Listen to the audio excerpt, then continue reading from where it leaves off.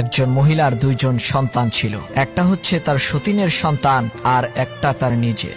সেই মহিলা সব সময় তার সতীনের সন্তানকে কোলে করে রাখত, কখনোই কোল থেকে নামাতো না, এমনকি কোলে নিয়েই সংসারের সমস্ত কাজকর্ম করত। যখন পাড়ায় বেড়াতে যেত, নিজের ছেলেকে হাত ধরে হাঁটিয়ে নিয়ে যেত এবং সতীনের সন্তানকে কোলে করে নিয়ে যেত। সতীনের সন্তানের প্রতি ভালোবাসার এই বিরল দৃষ্টান্ত দেখে এলাকার সমস্ত লোকেরা সেই মহিলার প্রশংসায় একেবারে পঞ্চমুখ হয়ে উঠল।